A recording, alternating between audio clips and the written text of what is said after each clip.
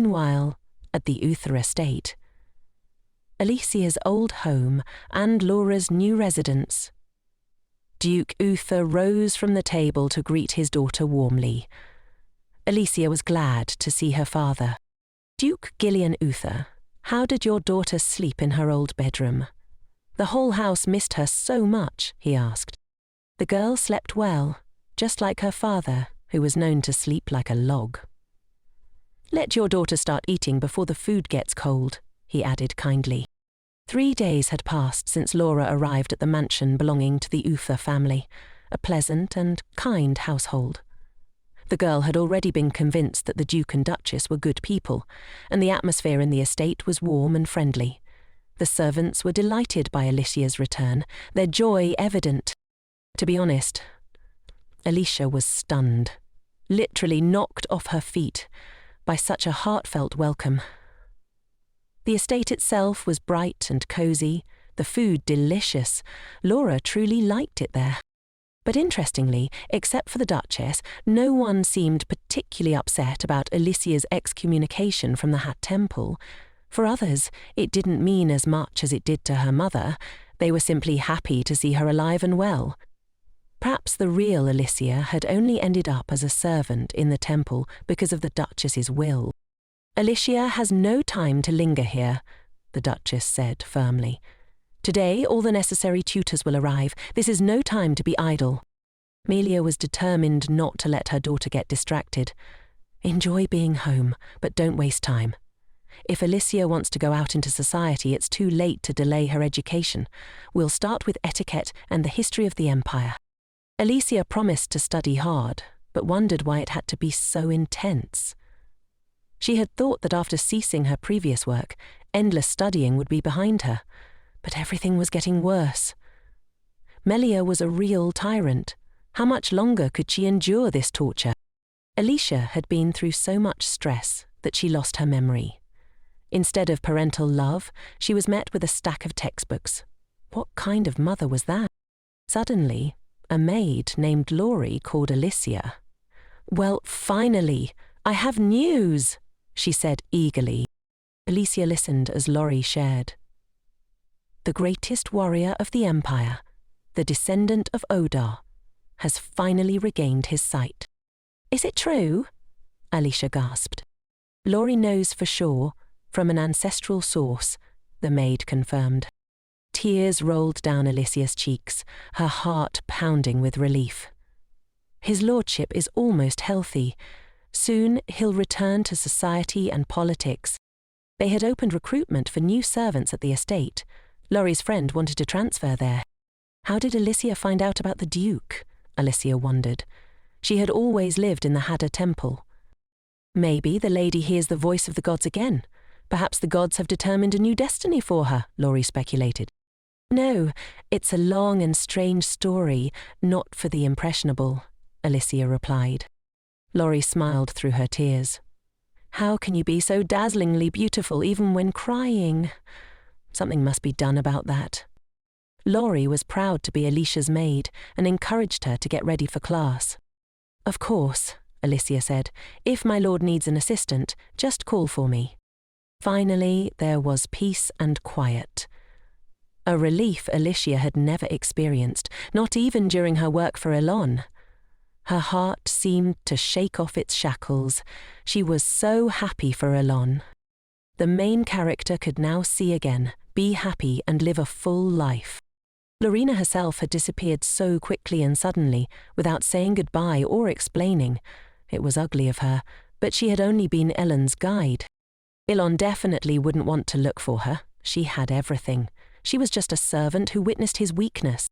Still, Alicia wished she could see the handsome young man once more, just once, to be near him again. But such a young man didn't feel the same for her. She wouldn't torment herself with empty illusions. Greed was speaking now. He was so dear to her heart, but writing to him wasn't an option. Lorena would remind him of his blindness, and he would clearly want to avoid her. Lorena had promised Elon she'd always be by his side, but here she was, running away without explanation. Even if they accidentally met in the capital, Elon wouldn't recognize her. He had no idea what she looked like and thought she resembled the South Korean flag. She had to live as if Lorena had never existed. The etiquette teacher arrived. The hard work was about to begin. This was necessary because Lorena was not supposed to exist in this world. If she wanted to see the end of the novel, she had to avoid its main characters. So now, she was Alicia Uth. Of course, all her previous plans had failed, lacked logic, and led nowhere, but she had no other ideas in this world. There was only one person close to her soul. But now, he didn't need her. She was completely alone again. Meanwhile, the main character slammed her cup down on the table. "Where can I find this damn Lorena?" she muttered. She was in the cafe where Lorena had once asked her to meet, but 3 days had passed, and Lorena still hadn't shown up. The place was nondescript, dingy even, and it wasn't even certain whether the fortune teller would appear here at all. Yet, the main character couldn't think of any other way to find her. What bad luck! Karina had always been sure she was destined to be the Empire's shining flower, that a great future awaited her. She always thought of herself as special, that happiness would simply fall into her lap. But where was it? The Crown Prince was a dark-haired youth, fated by destiny itself. And who would have thought that Xavier would use Karina only to forget her, treating her as just another fleeting passion? All aristocrats valued the innocence of their brides, but Karina had been a fool, swayed by sweet words. The Earl and Cessa Harrington had eagerly awaited a marriage proposal from the imperial family, but in the end, it was Lorena who was right. Karina needed to find another man. Whoever he was, he would provide her with a happy life. But who did the fortune teller mean? Who could this rival crown prince be? The cafe was noisy, truly a third-rate place. Why was Lorena here? The environment was filthy, the kitchen horror story, and entry was free for everyone. It was scary just to think about it. Still, if Karina didn't meet Lorena here today, she'd have to come back. Again and again. A young man had noticed the lady in the hat a while ago. She was alone here, or so he thought. Karina was actually waiting for her friend. The young man didn't think so at all. Let him reconsider. Karina angrily slammed her fist on the table. It wasn't clear at first that the man wasn't her equal. He quickly left. Why was this girl speaking to him like that? Did this scum even know who she was? The young man wanted to be decent, attracted by her pretty face, but the main character grabbed his hand angrily. "What is this idiot doing?" he thought, quickly pulling away. This impudent girl had asked for it. Now she couldn't escape. This idiot would lose both his hands if he wasn't careful. This scoundrel had definitely landed in serious trouble. She was from a noble family. This ragamuffin knew it well. The crowd of onlookers suddenly fell silent and parted as the main character walked through them, her voice steely like a great beast. He quickly released the girl. "And who is this?" Karina squealed. Emerald eyes froze in surprise and delight. This young man was incredibly handsome, with scarlet eyes and dark hair. Karina was stunned, unable to move from shock. Why is this scum still here? She wondered. Yes, this impudent girl started it herself. She swore worse than any local drunkard. The young man only wanted to invite her for coffee. If she said no, it meant no. Well, the guy doesn't like pompous and empty people like her anyway. The cowardly brat immediately fled, to the ringing laughter of the crowd. What a humiliation. And so, the main characters met for the first time.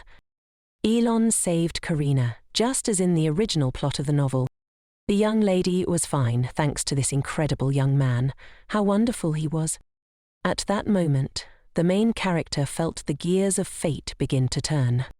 Her betrothed was standing in front of Karina. It was him Lorena had spoken of. She was about to start a new life, with a new love predetermined by fate. or by the author of the novel. Her love was a dark-haired man. It definitely wasn't the vile Xavier. It was him. This was the moment fate had led her to. The girl felt as if she had finally found her place. What would the main character say now? What would be his first words to her?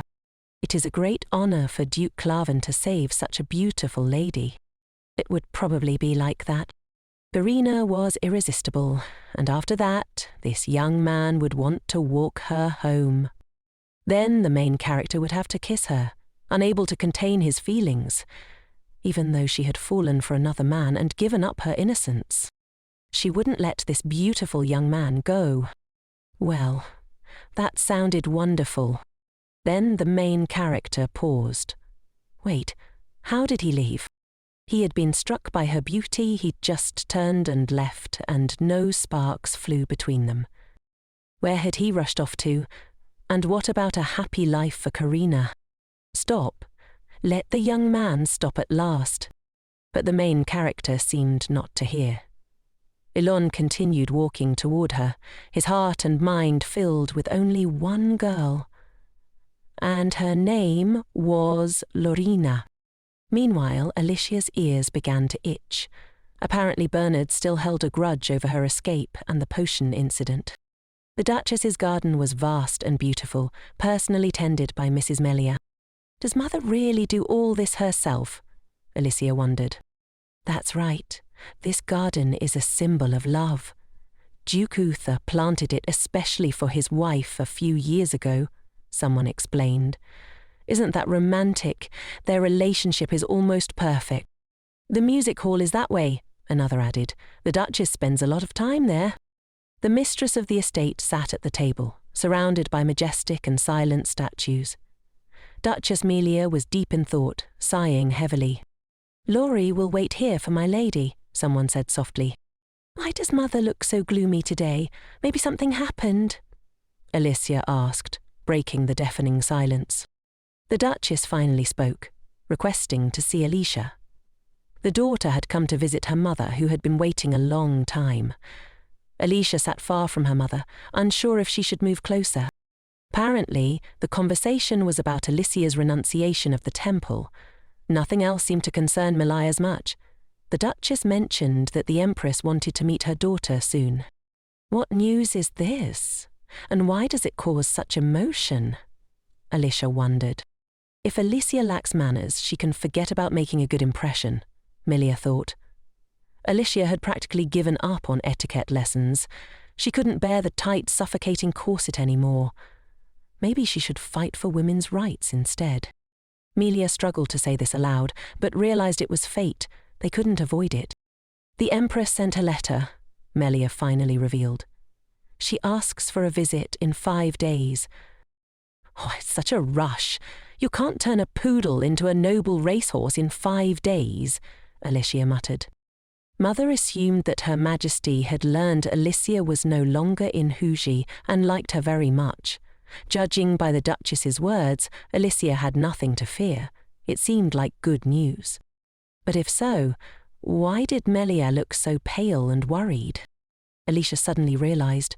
The Empress wanted to make her the crown princess. She was in trouble again, even without leaving the estate. And nasty Xavier was now with the princess. What about Karina? What was really going on? Any mother would have been happy with such news. Something was clearly wrong. Alicia wasn't sure she was fit to be crown princess or a member of the imperial family. Melia was more concerned about Alicia's excommunication from the temple. Aristocrats rarely refuse such marriage proposals. But Duchess Uther was different. She wouldn't sacrifice her daughter for politics. Such a life might be a joy for some, but otherwise the palace would be a cage. The most important thing for Melia was what Alicia wanted. If she was truly ready, they would discuss it with the father. Alicia barely understood what it meant to be an aristocrat's wife. Melia was a sensitive woman who cared deeply about her daughter's happiness.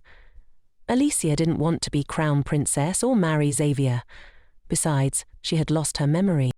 She would figure things out slowly, starting with what she knew and then learning what she truly wanted from life. Melia worried about Alicia's excommunication, but believed her daughter would find her way. Alicia believed in herself and her choices, and she wanted her mother to know that. Alicia squeezed Duchess Uther's hands warmly. There was nothing to worry about. The mother's heart warmed from her daughter's support, but worry lingered. They still needed to find a suitable dress. Alicia hadn't thought about that. The last time, Leon bought her dresses, but then the worm Xavier appeared. She couldn't enter the Imperial Palace dressed simply, and finding something suitable in 5 days was nearly impossible. Usually it took weeks to make the perfect gown. Still, Alicia had a great idea, and promised everything would be fine. The next day, the main character went to the only ladies' dress boutique in the capital. So this is what it looks like. Welcome. Emily is glad to welcome His Majesty, the shopkeeper said warmly. This boutique didn't allow commoners or maids inside, which made Lorena uncomfortable. It was a great honor for the shopkeeper to receive the Duke himself. Elon had come to check on an order, but the order had been cancelled, and a refund was ready. How was it cancelled? When? By whom? Eileen asked sharply.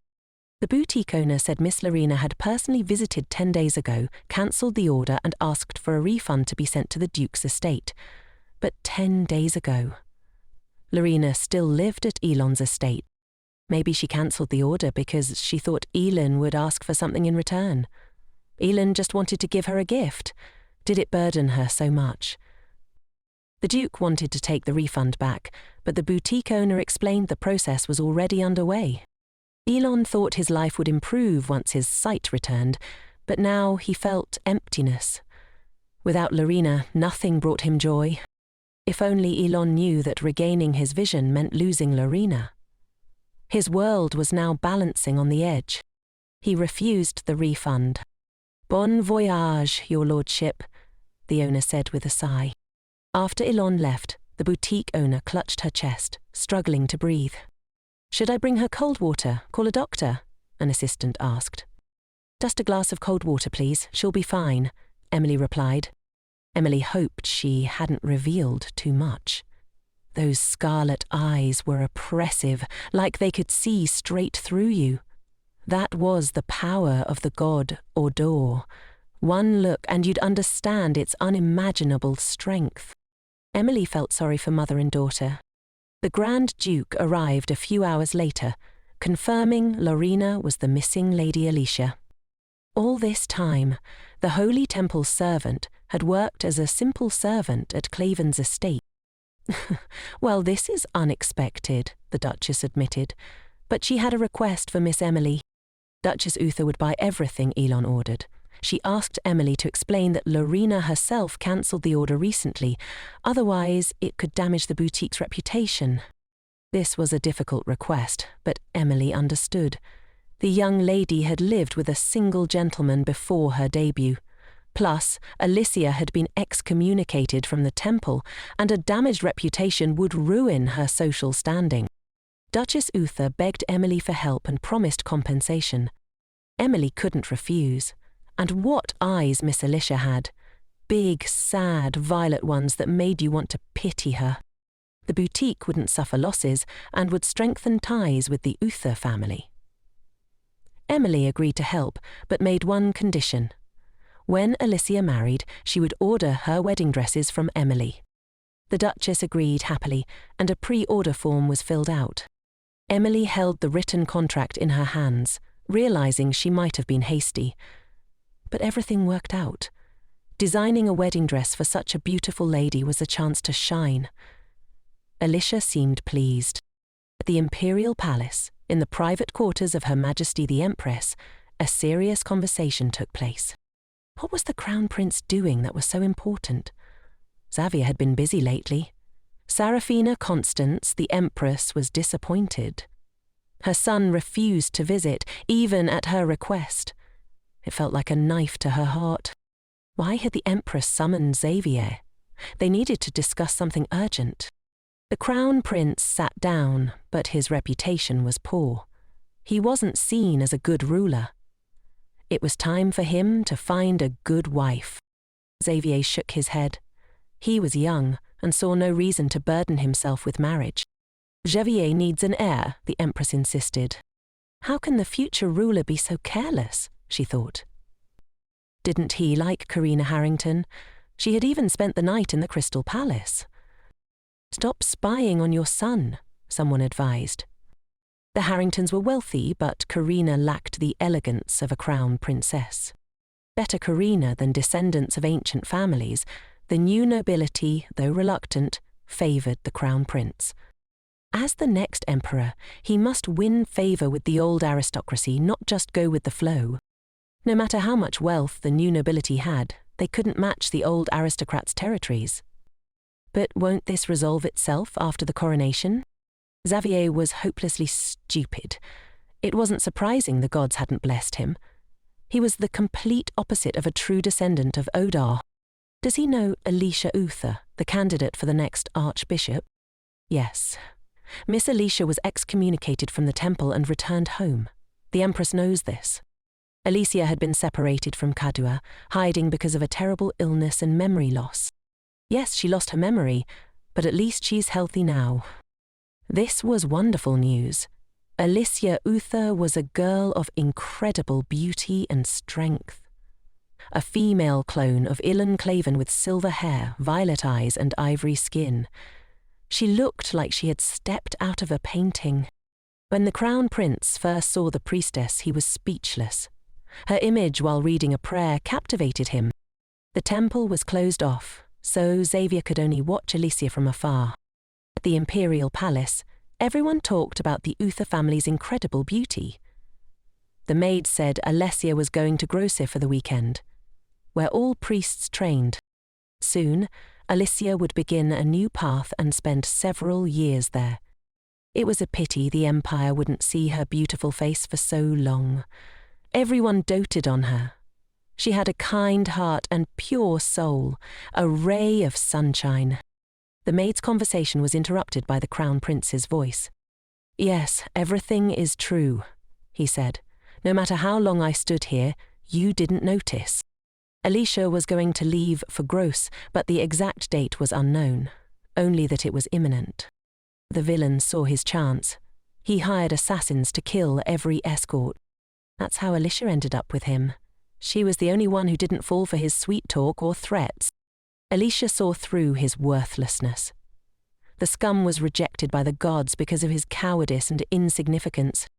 Let the guards go away. Alicia has nowhere to run. She understood the situation, but Xavier would get away. He was a prince. It might have been better if Alicia had fallen at his feet. Xavier hated being forced. He'd wanted her for so long. Even angry or scared, Alicia was the most beautiful in the world. She growled through gritted teeth that the Temple of Hushi wouldn't forgive this, especially not a prince. She'd taken a vow to serve the gods. The vile prince grabbed her by her white, bleached hair. The future ruler was always irritated by the colour. Xavier cut Alicia's hair with his sword. Without her bleached ends, she no longer looked like a Hadar temple attendant. But he was the heir of Odar. Did she want to anger the gods? He was dirt to both gods and people. If Alicia was good, she wouldn't suffer here. "Only us here," Xavier sneered. "No one will help you." He foolishly believed someone would take his side. Even his own mother would throw him in prison or order his execution. No one liked him. To hell with knives and threats. Alicia is weak. Let her stop shaking. The insignificant little rat had gone crazy. Alicia pushed him away with all her strength and rushed for a knife. Such trash shouldn't live, she thought. Where did this prey rush to? She would never escape. Xavier was stronger. He reached for her, but she stabbed him, leaving a scar on his neck. How dare she attack the future ruler? No one ever treated me like that. He had to get used to it. Alicia kicked the vile abomination in the solar plexus and ran away. The girl who was supposed to die in the raging waters survived, and returned home with no memory. This was fate's gift that must be used. The scar on her neck ached. Xavier would marry her and ruin her life, but she would still belong to him,